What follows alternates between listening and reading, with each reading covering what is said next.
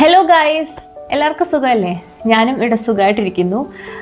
അപ്പോൾ ഫൈനലി ആ ദിവസം എത്തിയിരിക്കുകയാണ്. ഞാൻ നാട്ടിലേക്ക് പോകുന്ന ദിവസം കേട്ടോ. നാളെയാണ് പോകുന്നത്.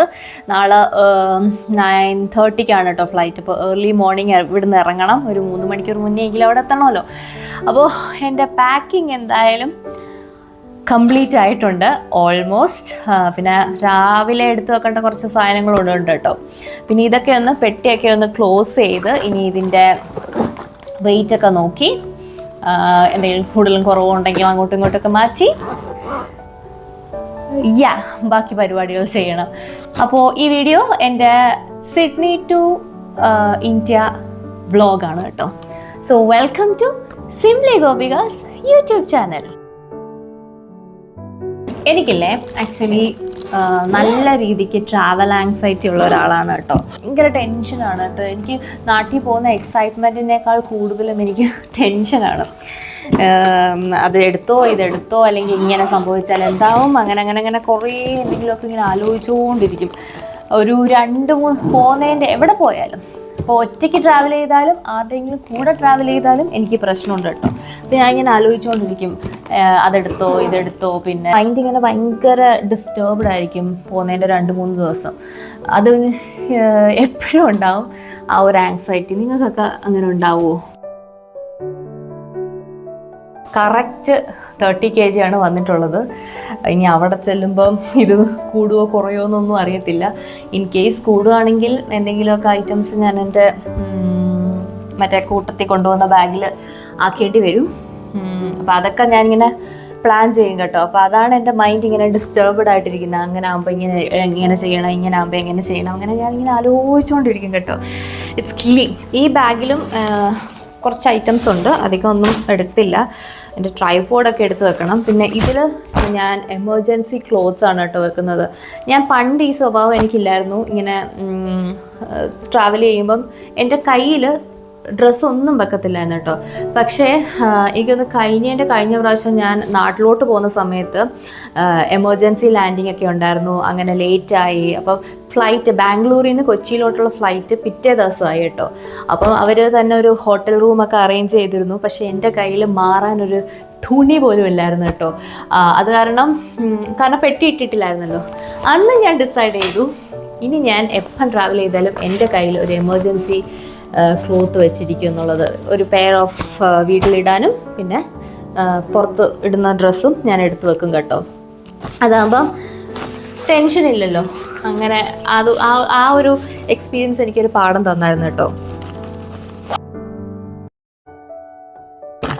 ഈ 2 ബാഗുകളാണ് ഞാൻ എൻ്റെ കയ്യിൽ കൊണ്ടുപോകുന്നത്. മാക്സിമം ഞാൻ കയ്യിൽ കൊണ്ടുപോകുന്ന സാധനം കുറയ്ക്കാനേ നോക്കൂ. കാരണം എനിക്ക് ബാക്ക് പെയിൻ വരും. ഇതെല്ലാം കൂടെ തോളത്ത് നോക്കിയിട്ടുണ്ട്. പക്ഷെ എങ്ങനെയൊക്കെ പോയാലും, ഇങ്ങനെയൊക്കെ കുറയ്ക്കാൻ നോക്കിയാലും എന്തെങ്കിലുമൊക്കെ ഐറ്റംസ് കാണും കേട്ടോ, ഭാരം വരാൻ വേണ്ടിയിട്ട്. എനിവേസ് ലാപ്ടോപ്പ് വരും, അത്രയൊക്കെ ഉള്ളൂ. ഇനി എനിക്ക് ഇപ്പോൾ സമയം 10 മണി ആവാറായി. ഇനി എനിക്ക് വേഗം ഫുഡ് കഴിക്കാൻ താമസിച്ചു.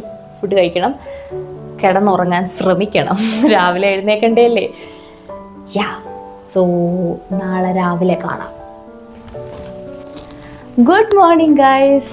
അങ്ങനെ ഞാൻ ഇറങ്ങുകയാണ്. ലിഫ്റ്റിൻ്റെ അടുത്ത് നിൽക്കുകയാണ് കേട്ടോ. പെട്ടെന്നാണ് കേട്ടോ റെഡി ആയത്. 4:30 എഴുന്നേറ്റെങ്കിലും കുറച്ച് താമസിച്ചിങ്ങനെ റെഡി ആയിട്ട് വരാൻ. പിന്നെ ഇങ്ങോട്ടും ഒക്കെ സാധനം എടുത്ത് വയ്ക്കേണ്ടി വന്നു. ഇനി നേരെ എയർപോർട്ടിൽ വെച്ച് കാണാം. എന്നെ മിസ് ചെയ്യുന്നുണ്ടോ? ചുമ്മാ തന്നെ എന്തൊരു സന്തോഷമാണെന്ന് അറിയോ ഇപ്പം.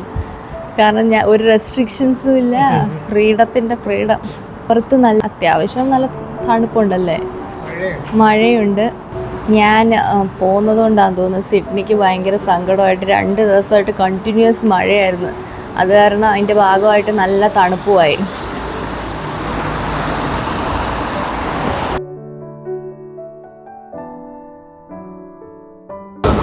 അങ്ങനെ ഞാൻ എയർപോർട്ട് എത്തി. കുറച്ച് സങ്കടമുണ്ട് കേട്ടോ ഇപ്രാവശ്യം പോകുമ്പോൾ.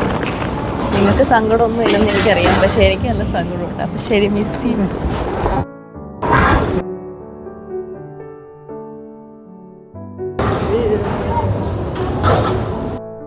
എപ്പം എപ്പം ട്രാവൽ ചെയ്യാൻ പോകുമ്പോഴും ഞാൻ ഈ ഒരു മെഷീൻ്റെ മുമ്പിൽ വന്ന് സ്റ്റക്കായിട്ട് നിൽക്കാറുണ്ട്. കാരണം എൻ്റെ പാസ്പോർട്ടിൽ ഒരു സർനെയിം ഇഷ്യൂ ഉണ്ട്. അത് കാരണം വി ആർ ഹാവിങ് ട്രബിൾ എന്ന് പറഞ്ഞൊരു എറർ.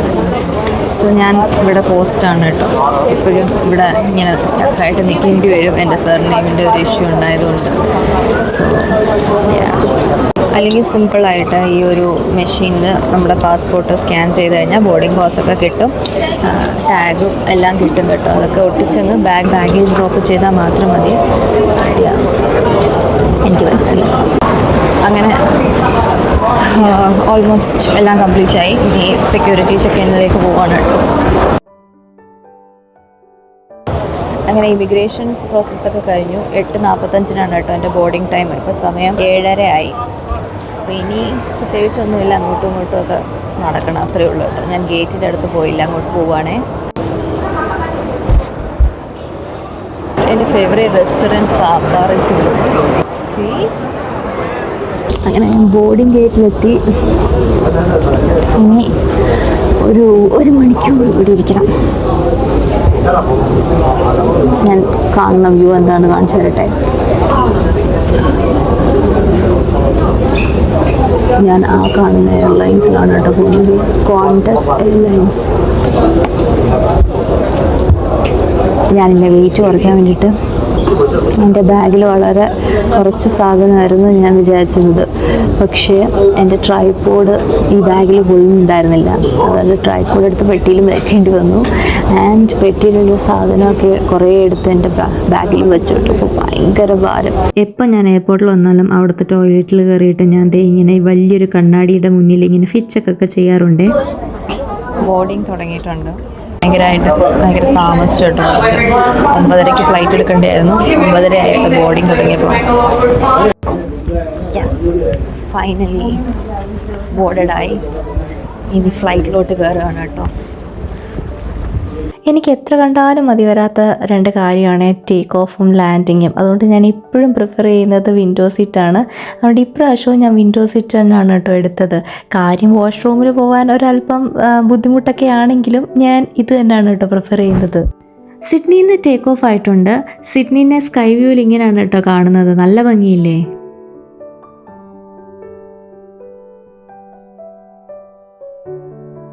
കുറച്ച് കഴിഞ്ഞപ്പോൾ അവർ ഫസ്റ്റ് മീല് സെർവ് ചെയ്തിട്ടുണ്ടായിരുന്നു. അതിന് ചോറും ചിക്കൻ കറിയും പിന്നെ നമ്മുടെ കോളിഫ്ലവറും, അത് കഴിഞ്ഞിട്ട് ഒരു റൈസ് ക്രാക്കർ വിത്ത് ചീസൊക്കെ ആയിരുന്നു കേട്ടോ. കുടിക്കാൻ ഞാൻ ആപ്പിൾ ജ്യൂസ് ആയിരുന്നു കേട്ടോ ഓർഡർ ചെയ്തിരുന്നത്. രാവിലെ ഒരു മ്യൂസ്ലി ബാർ മാത്രമേ കഴിച്ചിട്ടുണ്ടായിരുന്നുള്ളൂ കേട്ടോ. അതുകൊണ്ട് നല്ല വിശപ്പുണ്ടായിരുന്നു. അതുകൊണ്ട് ഞാൻ ടേസ്റ്റ് ഒന്നും നോക്കിയില്ല. പിന്നെ വലിയ കുഴപ്പമില്ലായിരുന്നു, അതൊക്കെ കഴിച്ചിരുന്നു കേട്ടോ. അതിൻ്റെ കൂടെ തന്നെ ഞാൻ സിനിമയും കാണുന്നുണ്ടായിരുന്നേ. ആദ്യത്തെ മീല് കഴിഞ്ഞിട്ട് അവർ സ്വീറ്റിന് തന്നത് ഈ ഒരു ഐസ്ക്രീം ആയിരുന്നു കേട്ടോ. സത്യം പറഞ്ഞു കഴിഞ്ഞാൽ എനിക്കിത് അത്ര ഇഷ്ടപ്പെട്ടില്ല കേട്ടോ. കാരണം ഇതൊരു ചോക്ലേറ്റ് സോൾട്ടഡ് കാരമൽ ഐസ്ക്രീം ആയിരുന്നു. ഞാനിതിൻ്റെ രണ്ടിൻ്റെയും ഫാനല്ല. എൻ്റെ ഹസ്ബൻഡ് കൂടെ ഉണ്ടായിരുന്നെങ്കിൽ ഞാനത് മുഴുവനും അങ്ങോട്ടേക്ക് കൊടുത്തേനെ. കാരണം പുള്ളിക്കാണെങ്കിൽ സോൾട്ടഡ് കാരമലും ഇഷ്ടമാണ്, ചോക്ലേറ്റും ഇഷ്ടമാണ്. അങ്ങനെ ഒരു നീണ്ട 12.5 മണിക്കൂറത്തെ ഒരു ഫ്ലൈറ്റ് ജേർണിക്ക് ശേഷം ഫൈനലി ബാംഗ്ലൂർ എത്തി. എന്താല്ലേ, ഈ എർത്ത് മാപ്പിലൊക്കെ നോക്കുമ്പം ഓസ്ട്രേലിയയും ഇന്ത്യയും തമ്മിൽ എനിക്ക് വലിയ അങ്ങോട്ട് ഡിസ്റ്റൻസ് ആയിട്ടുള്ളത് തോന്നത്തില്ല. പക്ഷേ സത്യം പറഞ്ഞു കഴിഞ്ഞാൽ ട്രോപ്പിക് ഓഫ് കാപ്രിക്കോണും ട്രോപ്പിക് ഓഫ് ക്യാൻസറും തമ്മിലുള്ള വ്യത്യാസം ഉണ്ടെന്നേ. അങ്ങനെ സിഡ്നിയിൽ രാവിലെ 9:30 എടുത്ത ഫ്ലൈറ്റ് ഇന്ത്യയിൽ ബാംഗ്ലൂരിൽ 3:50 PM ആയപ്പം ലാൻഡായി കേട്ടോ. ഇമിഗ്രേഷൻ പ്രോസസ്സൊക്കെ വളരെ സ്മൂത്തായിട്ട് കഴിഞ്ഞു. അധികം ക്യൂ ഒന്നും ഉണ്ടായിരുന്നില്ല. അപ്പോൾ അതൊക്കെ കഴിഞ്ഞിട്ട് ഞാൻ ഇനി എൻ്റെ പെട്ടി എടുക്കാൻ പോവാണ്. ഞാൻ ഈ വിഷമിക്കുന്നത് എൻ്റെ കോലം കണ്ടിട്ടാണ് കേട്ടോ. അങ്ങനെ പെട്ടി കിട്ടി, കസ്റ്റംസും ചെയ്ത് കഴിഞ്ഞിട്ട് ഇൻഡിഗോയുടെ ആയി പെട്ടിയും കൊടുത്തിട്ടു. ഇനി ഇൻഡിഗോ ആണ് കേട്ടോ ഓപ്പറേറ്റ് ചെയ്യുന്നത്. കോണ്ടസും ഇൻഡിഗോ തമ്മിലുള്ള ഒരു ടൈപ്പ് ആണ് അത്.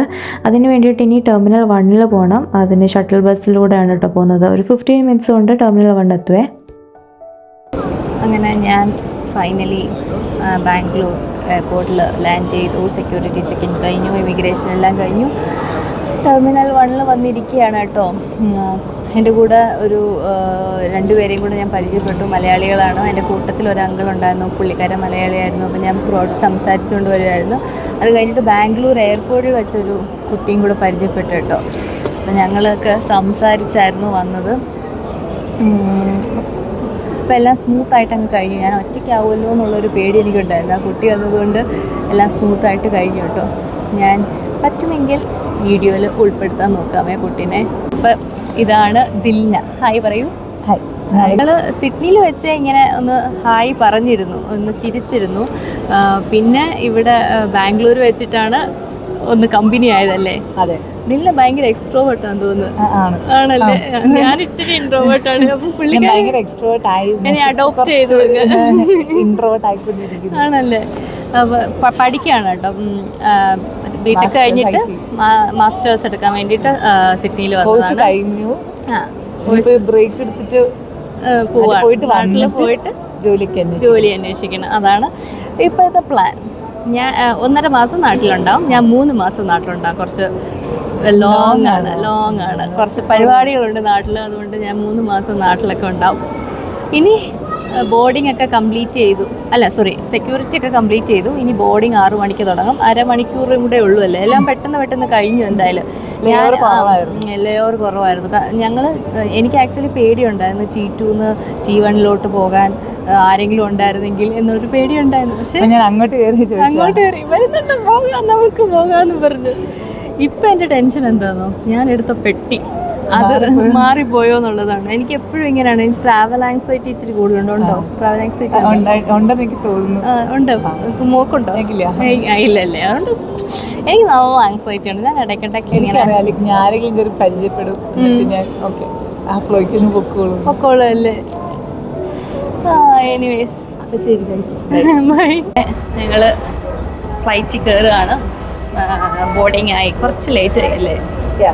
കുറച്ച് ലേറ്റായി. പക്ഷെ ലാൻഡ് ചെയ്യുമ്പോൾ കറക്റ്റ് ആയിട്ട് എത്തുമായിരിക്കും. കാരണം നേരത്തെയും ലേറ്റ് ആയിരുന്നല്ലോ. പക്ഷെ എത്തിയപ്പം കറക്റ്റ് സമയത്ത് എത്തി.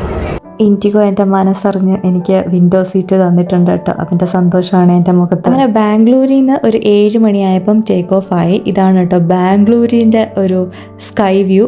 പക്ഷെ അത്ര ക്ലിയർ ആയിട്ട് വരുന്നില്ല. ഒന്നാമത് രാത്രിയാണ്. പ്ലസ് ആ വിൻഡോ അത്ര നല്ലതല്ലായിരുന്നു കേട്ടോ. ഫൈനലി ഞാൻ കൊച്ചി എത്തി.